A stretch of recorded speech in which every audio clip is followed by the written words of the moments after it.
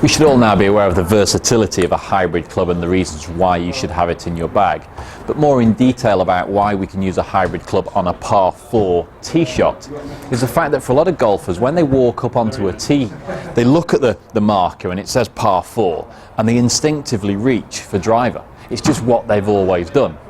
If there's 18 holes on a golf course, 4 of those par 3s, they're going to hit 14 drives. They're going to hit 14 tee shots with a driver. And that's not necessarily the smartest course management decisions you can make. The first thing I'd like to do when you get to a tee is, yes, look at the par 4, look at the distance, but then have a really good look down the fairway. And stand on the tee ground just for a couple of seconds, analysing the fairway you have in front of you and taking on board all the information that you can see out in front of you. It might be where the hazards are. It might be the severity of the hazards. Out of bounds, ponds and bunkers all can be hazards, but can actually give you different levels of penalties, with out of bounds being the most severe, water being the second most severe, bunkers severe, but there's no penalty shots, so I can get down there, I can play my ball, I might be able to advance it up towards the green. So taking all that information on board, I can then go ahead and make the relevant club decision. I might also consider things like wind direction and the length of the hole. If the hole is relatively short, let's say 350 yards or less, or the wind is quite strong behind, I don't necessarily need a driver to bring the hole in range for my second shot. If it's 350 yards slightly downwind, a hybrid club that would normally carry 200 might carry 220. That's going to leave me a relatively short time for my second shot onto the green.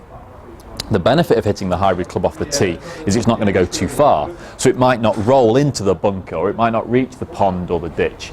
I'll also find that because of the extra loft on the club and the extra backspin that's created, the effectiveness of the side spin, let's say the curving spin on the golf ball, is going to be reduced. So more loft on the face is therefore going to effectively hit the ball straighter.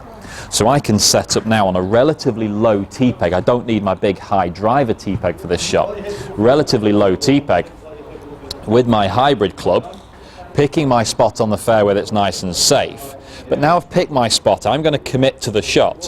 One thing we sometimes see with golfers, when they're not hitting their driver, they think it's an easy shot, so they take their mind off the shot a little bit and they don't fully commit. So I've picked my spot, I've judged the wind, I've judged my hazards, I'm then going to commit to my hybrid shot.